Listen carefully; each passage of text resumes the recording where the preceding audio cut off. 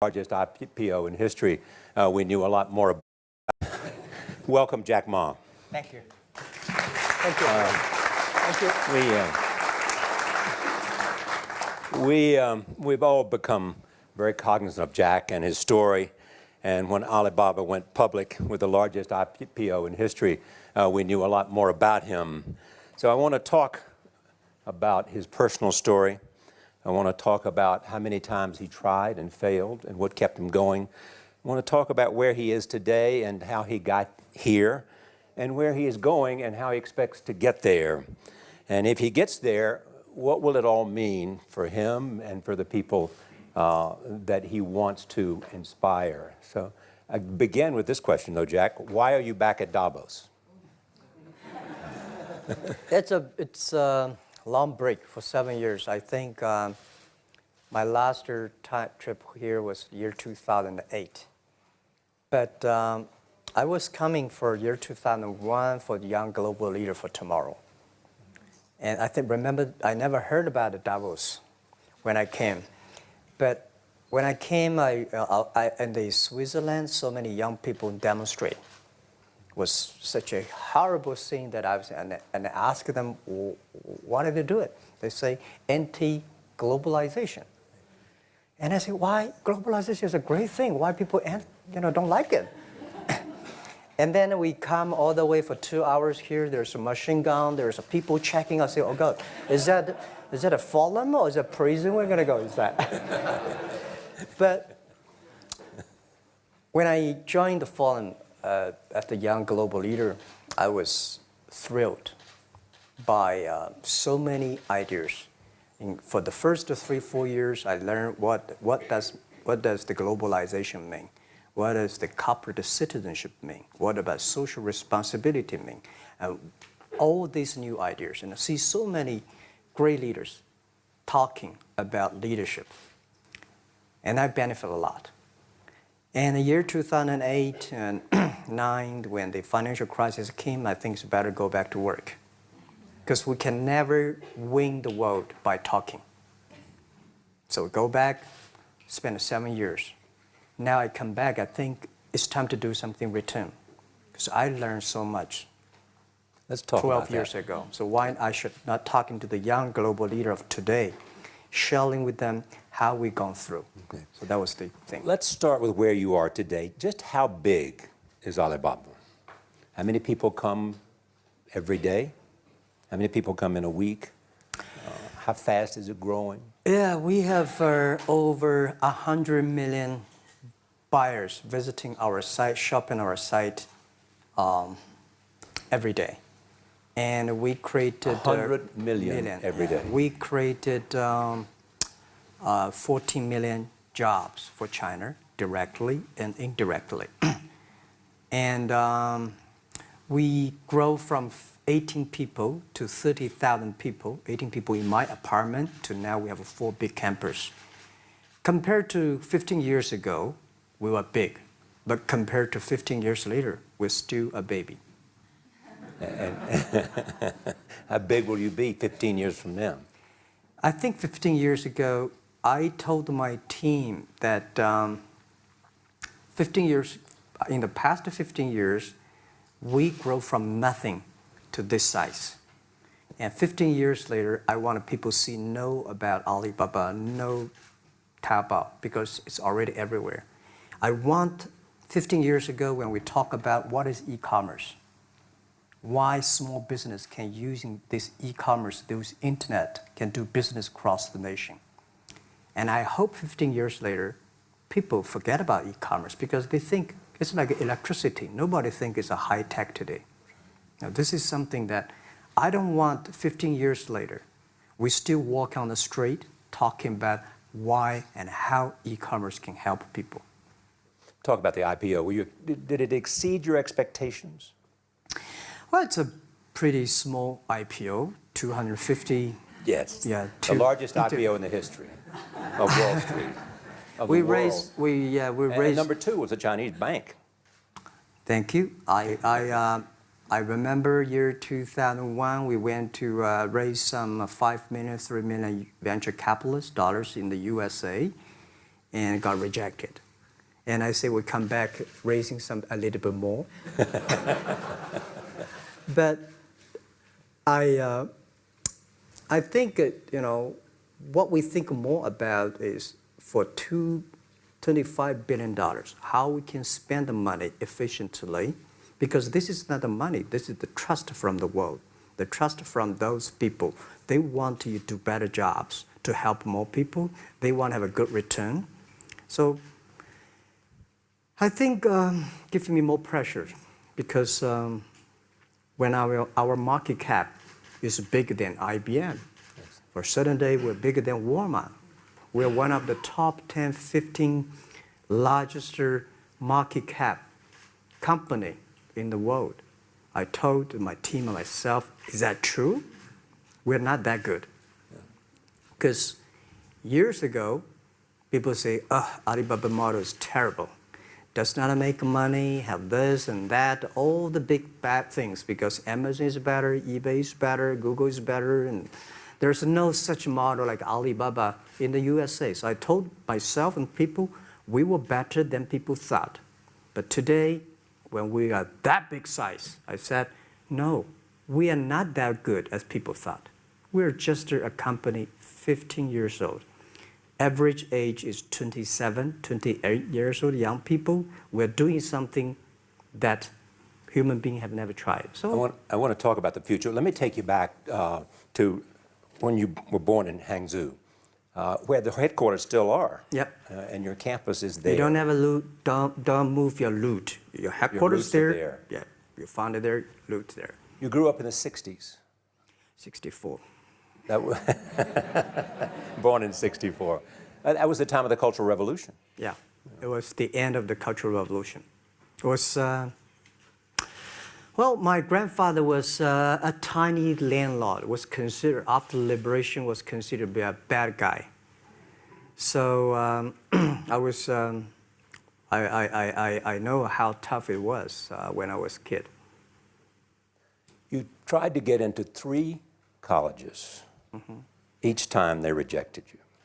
No, I tried. There's an examination that young people, if you want to go to university, you have to take the examinations. So I failed 3 times. Right. But a lot of fail. I failed for funny things that I failed a key primary school test for 2 times. And I failed 3 times for the middle schools. And you will never believe in Hangzhou, my city, there's only 1 middle school that lasts only 1 year. It was changed from primary school to middle school because our graduates of our school, no middle school accept us because we were too bad. Yeah. They would become a middle school. What effect did it have, though, being rejected? Well, I think we have to get used to it. We're not that good. Even today, we still have a lot of people reject us. I think when I graduated from universities, and before I, for 3 years, I tried to fill in the universities. So I applied jobs for 30 times, got rejected. I went for a police. They said, no, you're not good. I went to even the KFC. When KFC came to China, come to my city, 24 people went for the job. Yeah. 23 people were accepted. I was the only one guy. And we went for police. 5 people, 4 of them accepted. I was the only guy that did not receive it. So to me, being turned down, rejected. Oh, by the way, I told you that I applied for Harvard for 10 times, rejected. I know I'll be rejected. I just want to say that. Yeah, sorry now. 10 times you wrote them and said, I'd like to come to Harvard. Yeah. And then I told myself, someday I should go teach there, baby. I think that can be arranged. Richard Nixon came to Hangzhou. Yeah. And after that, tourists flooded the place. Yeah. And that's how you learned English. Yeah. I really like I don't know why, at 12, 13 years old, that time I suddenly fell in love into the language, the English. And there's no place you can learn English at that time. There's no books, English books. So I went to the Hangzhou Hotel, now called Hangzhou Shangri-La Hotel, because that was the hotel can receive the foreign visitors. So every morning for 9 years, I showed them around as a free guide, and they taught me English. And I think that changed me. Today, I'm a 100% made in China. I've never got a one-day train outside China. Yeah. And when people talk to me, say, Jack, how can you speak English like that? Why sometimes you talk like an Western guys? I think that was the 9 years. These Western tourists opened my mind because everything they told me are so different from the things I learned from the schools and from my parents. So now I have a habit. Whatever I see, whatever I read, I use my mind. Think about for 2 minutes. Is that how Ma Jun became Jack Ma? Actually, Jack, the name was given by a lady in tennis. She's a tourist. She came here and she said, came to Hangzhou. We become a pen friends. Ma Ring is so difficult to pronounce. So she said, do you have an English name? I said, don't. So can you give me an English name? She said, okay. She said, my father called it Jack. My husband called Jack. What do you think about Jack? I said, good. So I've been using that for that many years. Yeah. First visit to America, 1995? 1995, yeah. I came here for a project helping the local government to building up a highway. And you tried the internet. I tried the internet in Seattle, and in a building called the USA Bank. I don't know whether the USA Bank is still there or not, but there's a building. And my friend opened a small office, which is like only 10% bigger than this room. And there are a lot of computers in there. And he said, Jack, this is internet.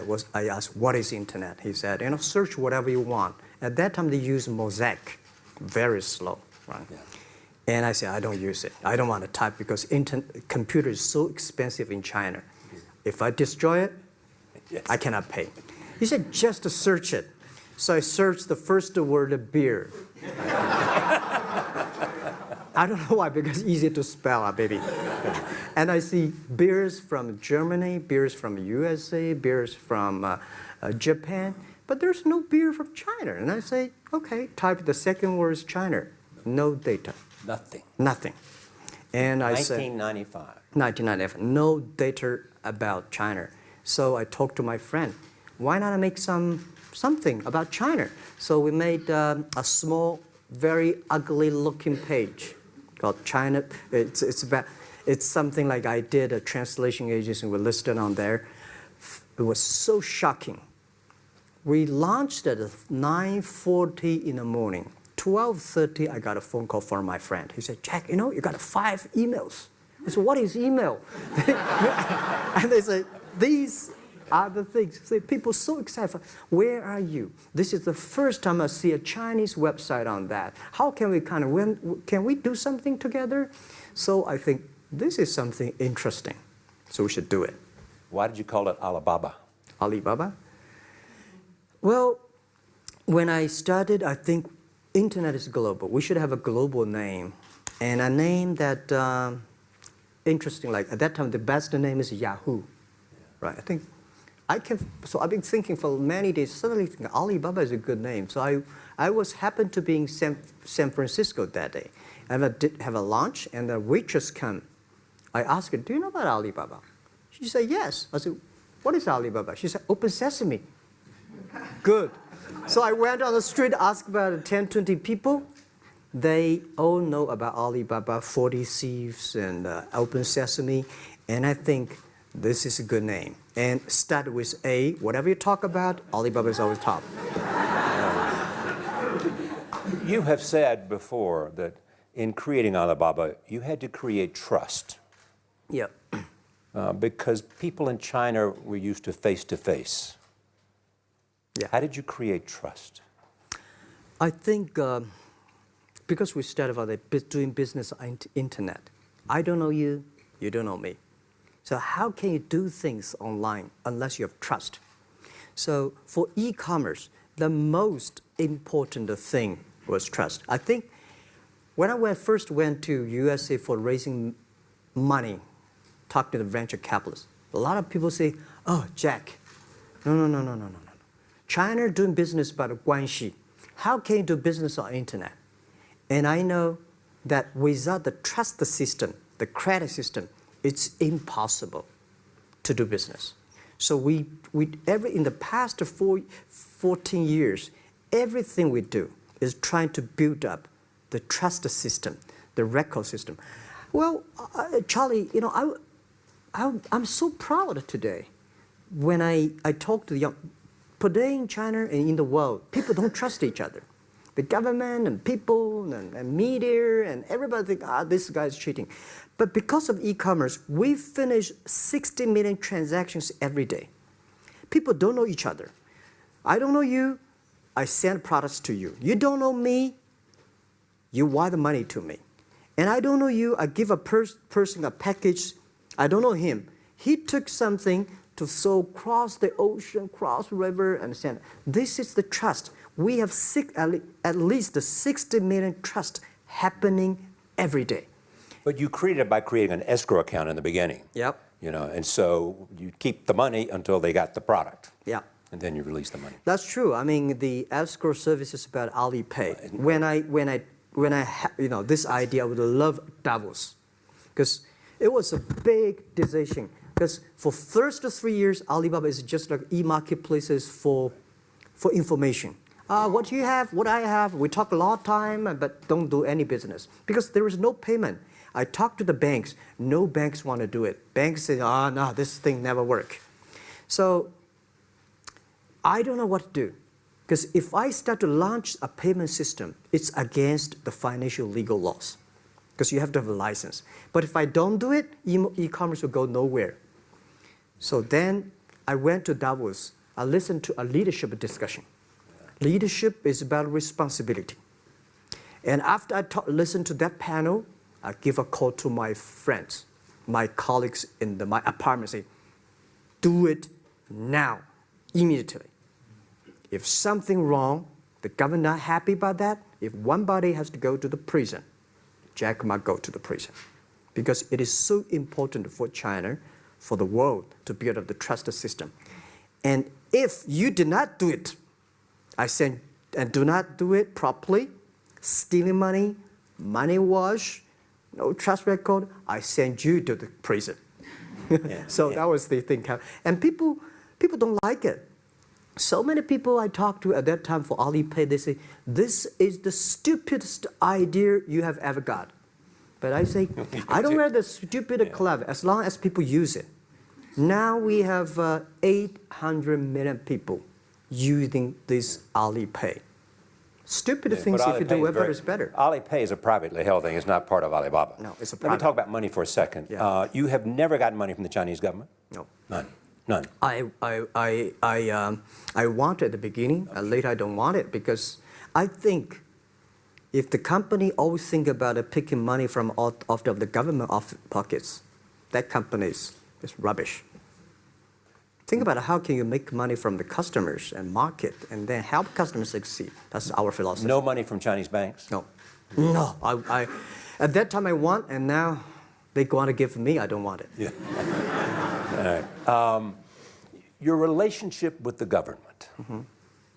Yeah. What's your relationship? I mean, if they didn't, here's what some say, that you have existed in an environment that's not, they have restricted competition for you. And that's a pretty good thing to do for a private company. Yeah.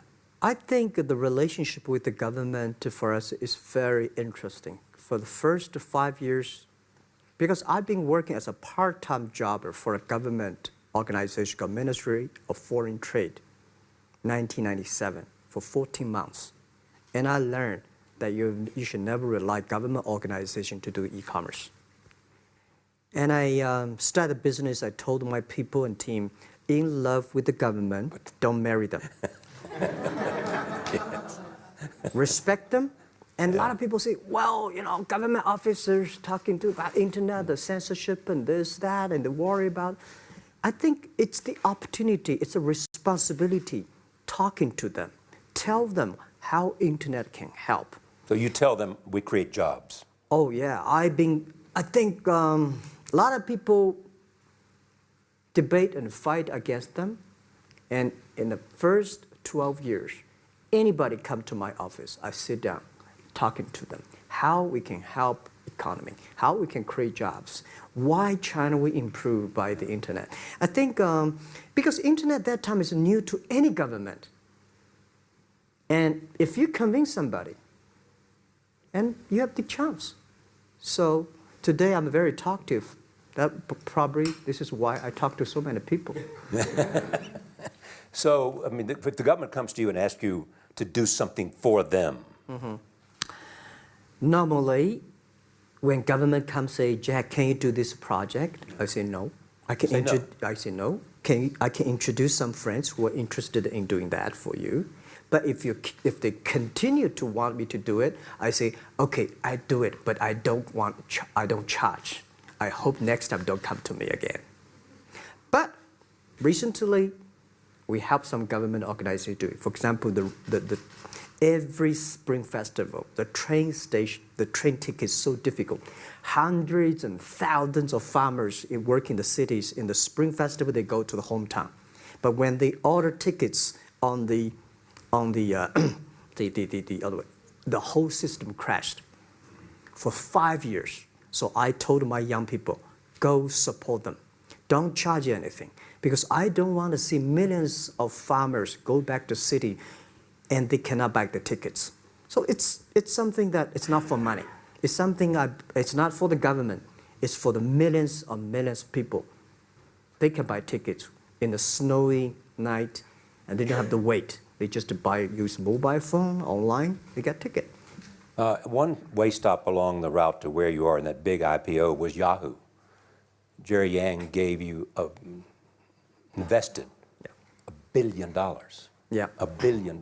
Yeah. It turned out to be a pretty good investment for Yahoo. Yeah. But one time after another, you raised this money on your own outside of China with investors. Yeah, I'm very thankful for all the investors because 1999, year 2000, and even at the Yahoo time, a lot of people say this Jack is crazy. He's doing something that we don't understand. A lot of venture capitalists give you money because there is such a American model already there. But they say, Alibaba, we don't see this kind of model, right? They say Jack's crazy. Yeah, this is crazy guy. I mean, I remember my first time in Time magazine, they call me Crazy Jack. And I think crazy is good. We are crazy, but we're not stupid. We know what we are doing, but if everybody agree with me, if everybody believe our idea is good, we have no chance. So that's the money we raised. We're very thankful. So when our investors make a lot of money, I feel proud and honored. As you know, in the United States, issues have risen about privacy. Yeah. Google and Apple, and questions of whether the government should have access to files. How do you handle that if the Chinese government says you know a lot about people? You have transactional relationships with lots of people. And they say, we want to see your files. Well, so far I don't have this kind of problems from Chinese government. And I told them, any government, if you come here for the national security, anti-terrorist, well, anywhere, anti-terrorist, we work together. It's a criminal, we work. But rest of that, no. I said, we are a business. The data is so precious because we don't know how. Because if we give to anybody, it's going to be a disaster. And also about privacy issues. I think, just like hundreds of years ago, people say, I would rather put money under my pillow rather than put in the banks. But today banks, they're special. They know how to protect money much better than you do. Privacy issues, all these kind of securities, today we may not have the solutions. We don't have the answer. But I believe our young people have the solutions. In the next 10, 20 years, there will be breakthrough on that. And I'm fully confident on that. Your life is a testament to the idea that nothing is impossible. That if somebody says no, you say it's just the beginning. Where does that come from? Well, at the beginning, I never thought, I thought when I was young, I said, everything's possible. Now I know not everything's possible.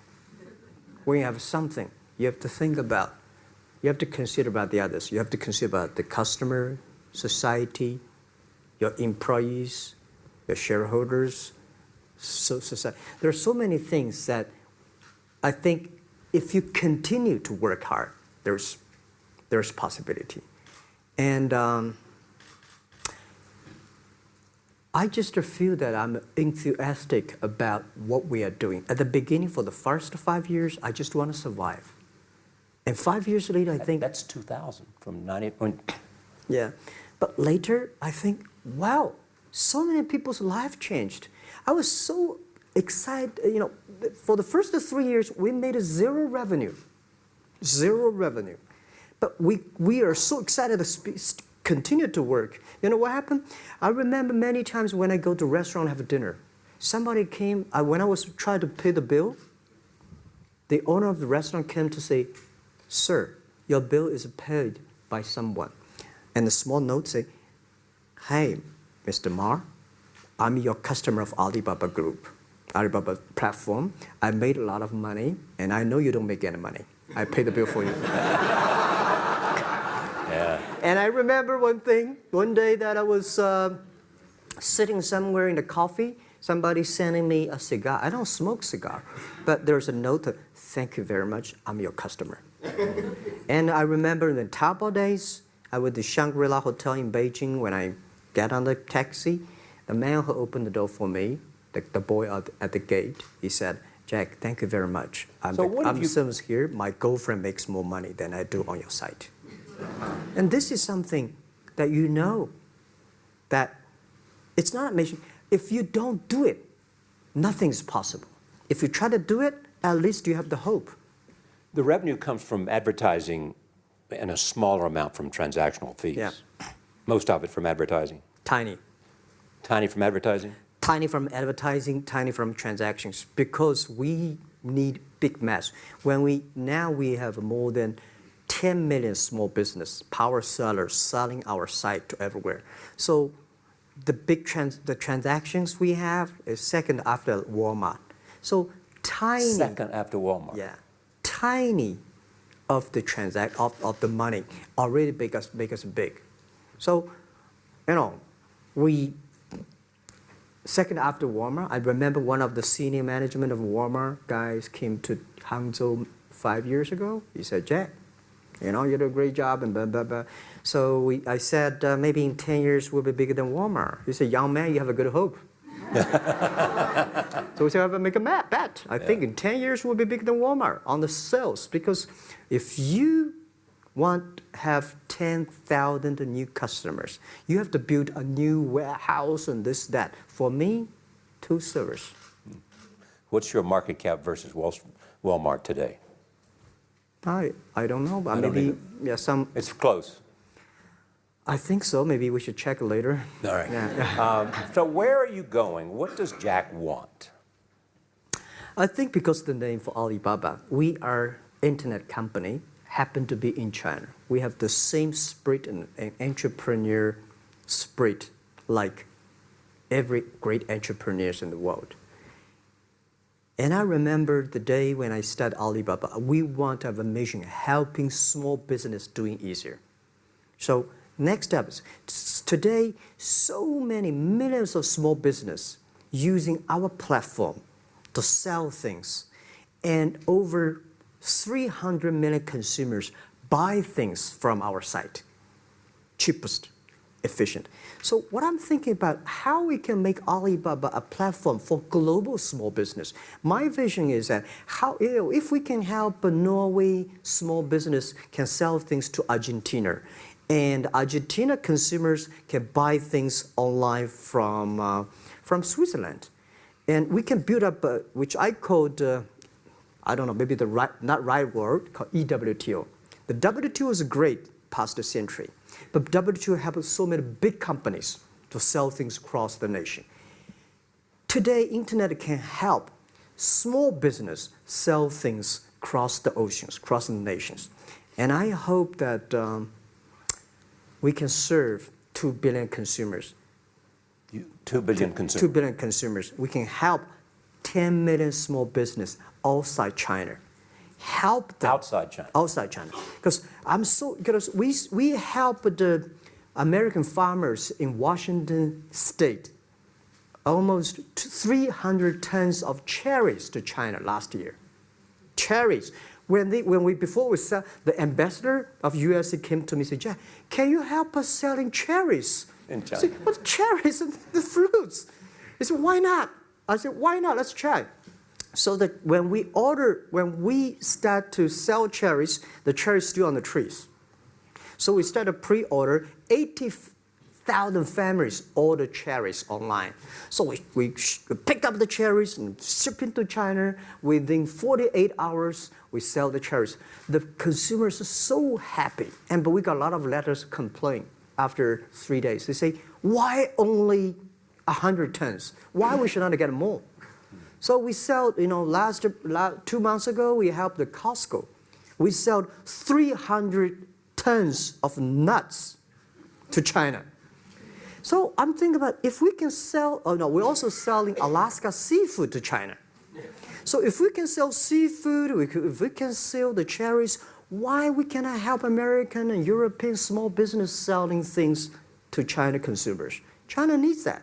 So this is what I want to do is that 2 billion consumers, China, Asia, developing nations, how we can let them buy things globally. Alibaba rode with the millions of people that went from poverty to the middle class in China. I mean, you were right there growing as they grew and increased. When you look at the international markets, you're doing well in Russia? Yeah. How well? We do pretty good on Russia, and we do also pretty good in Brazil. In Brazil? Russia, I think now I don't know, we are if not the number one, we're the number 2 or number 3 largest. E-commerce. E-commerce. I remember last year we had a campaign. The campaign is that a lot of Russian girls and boys want to buy things from China. You know how many days a Russian girl placed an order and received the products from China? 2 years ago, 4 months. Even that, people are so happy about all the thing. And last year, the campaign, within 1 week, we crashed the whole logistics system of Russia. All right. You were also seen in Hollywood. Yeah. What are you doing in Hollywood? Well, I like the Hollywood innovation and the digital background. I learned so much about the Hollywood movies, especially the Forrest Gump. You love Forrest Gump. I love Forrest Gump. Well, why do you like him? Simple. Never give up. Never give up. People thinking he's dumb, but he knows what he's doing. And I was very depressed the day, year 2002 or 3 in the States, when a bit earlier than that. I was very depressed when I could not find out a way for the internet. And I watched the movie in my friend's home, Forrest Gump. When I see him, I think, this is the guy we should learn from. Believe what you're doing, love it, whether people like it, don't like it, be simple. And like the word, life is like a box of chocolate. You never know what you can get, right? I never know I would be here talking to you and talking to Charlie Rose. I never know. But today I made it. I told my people in my apartment 15 years ago, guys, we have to work hard, not for ourselves. If we can be successful, 80% of the young people in China can be successful. We don't have a rich father, powerful uncle. We don't have $1 from bank, 1 cent from government. Just work as a team. So what do you worry about? I worry about it today. Young people, a lot of young people lose hope, lose vision, and start to complain. Because we also have the same period. Because when I got, it's not a good feeling being rejected by so many people. We also depressed, but at least later we find that the world has a lot of opportunity. How you see the world, how you catch the opportunity. So, in the Hollywood gives me a lot of inspiration. You know? But you were out there for business. You were out there because you want to make movies and sell them. I want to make the movie for business-wise. We are e-commerce company. We have a lot of products that need logistic. But movie, TV, these are things you don't need logistic system. And movie probably is the best product that can help Chinese young people to understand. Because one thing I told the Chinese people, my friends, in American movie, all the heroes at the beginning, they look like a bad guy. Terrible things coming, they become a hero. And finally, they all survived. China, if you buy a hero, all the hero died. So, because only dead people become the hero. So nobody want to be the hero. So you want to change the Chinese definition of hero? Yeah, I want to say hero. Today we have so many heroes who live in this world. Are you still writing these kung fu novels, or are you just reading them? I read them, and I start to write something. I think it's fun. The kung fu is something you start to think about something that you cannot do. But if you have some luck, if you continue to practice, if you got a good master, if you're a good team, you get expert. So at least it make me, when I'm busy, when I'm tired, frustrated, I read kung fu books. And You also travel with a Tai Chi. Am I saying that right? Trainer. Tai Chi? Tai Chi. Tai Chi. Tai Chi, yeah. What does that do for you, other than keep you in good health? I love Tai Chi. Tai Chi is a philosophy about yin and yang. Yeah. Tai Chi is about how you balance, how you work, like a competition. People say when I compete with eBay, say, you hate eBay. No, I don't hate eBay. It's a great company. You know, they come, I go. You know, Tai Chi is like, you fight here, I go over there. You put it on the top, I go to down, right? So it's a balance, right? You are heavy, I'm small, you know. When I'm small, I can jump. You're heavy, you cannot jump. So the Tai Chi is about a philosophy. I use in Tai Chi philosophy in the business. Calm down. There's always way out. And keep yourself balanced. And meanwhile, don't try to, because business is a competition is a fun. Business is not like a battlefield. You die or I win. Business, even if you die, I may not win. Right? So it's about fun. So Tai Chi gives me a lot of inspirations. But you want your life and you want this company, Alibaba, to change the world. And you're changing the world if, in fact, you provide a forum for buying and you enable people to earn a living. Yeah. But also, you believe that Alibaba ought to change the lives of women. So what are you doing? First, I think many years ago, I want to change the world. Now, I think if we want to change the world, we change ourselves. Change ourselves is more important and easier than change the world. And second is that I want to improve the world. Because it changed the world may be Obama's job. Because my job is to making sure that my team are happy. Because my team are happy, they can make my customer happy. If my customer, they are all small business. When they're happy, we are happy. About women, one of the secret sauce for Alibaba's success is that we have a lot of women. What percentage of women among Well, one day employees? before, I think 2 or 3 months before we IPO, there's American journalist come to our company. She asked me a question. Jack, I've seen so many women in your company. I say, what's wrong? We have later we find that we have 47% of the employees of our company are women. How many? 40? 47% of our company are women. And we actually had a 51 because we acquired some company these days. They have more men, so balance that.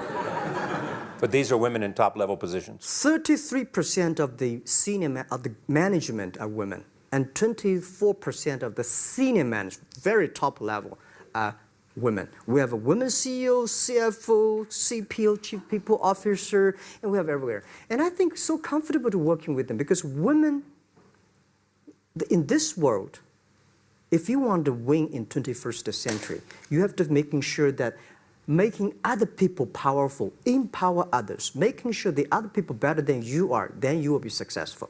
So I find the women, they think about the others more than they think about themselves. Right. Yeah, women think about the kids, husband, parents much more than the man. And the user-friendliness. A couple of things I want to talk about before we go, because we have less than a couple of minutes. China today, are you worried the economy slowed down? No, I don't worry about it. I think China is doing, it's slowing down is much better than keep on 9%. China today is the second largest economy in the world. It's impossible to keep 9% of the growth. If China still keeps the 9% of the growth of the economy, there must be something wrong. You will never see the blue sky. And you will never see the quality. China should pay attention to the quality of the economy. China should not. So if we have a lot of influence, like Hollywood movies, things, and we have sports and these things in the GDP, will be much better. So I think, just like a human growth, this body can never grow. Certain time, the slow of growth of the body is slow, but you should grow your mind, grow your culture, grow your value, grow your wisdom. I think China is moving to that direction. And you saw Modi in India? Pardon? Did you see Modi in India? Not yet. I'm looking forward to that. So you'll go to India. Yeah. Finally, there's this. You're one of the world's richest people. Your company is one of the world's richest companies. What do you want beyond Alibaba? Well, about richest people, I was really not happy in the past 3 months when people say Jack Ma is the richest people of China. Global celebrity, they said. No, I'm not. When I started the business, you are. I never thought, because how many? Yeah, maybe I am. But I think 15 years ago, in my apartment, my wife was at that time one of the 18 founders. I asked her, "Do you want your husband to be a rich person?" I never said rich person in China, rich person in Hangzhou. Or you want your husband to be a respected person? She said, "Of course, respected." Because she never believed, and I don't believe we'll be rich people. We just want to survive. But I believe when you have $1 million, that's your money. When you have $20 million, you start to have a problem. You worry about inflation, which is stock to buy and this, that, had it come. When you have $1 billion, that's not your money. That's the trust society gives on you. They believe you can manage the money, use the money better than the government and the others. So I think today, I have the resources, do more things. With the money we have, with the influence we have, we should spend more time on the young people. And I would say, someday I'll go back to teach, go back to school, spend time with the young people, and sharing with them what I done. So the money is not mine. I just happily and having these resources, then I want to do a better job. Just tell them your story. Yeah, tell them the story and tell them that if Jack, I don't think in this world there are a lot of people be rejected more than 30 times. If we, the only thing we never give up, the only thing we're like a Forrest Gump, we keep on fight, we keep on change ourselves. We don't complain. Whether you were successful or not successful, I find that people, when they finish the job, if they make the mistake, if they fail, if they always complain the others, this guy will never come back. If the guy only check himself, yeah, something wrong with me here, something wrong with me there, this guy has a hope. Jack, on behalf of everybody in this audience and a television audience around the world, thank you for taking your time to be with us. Thank you, Ray.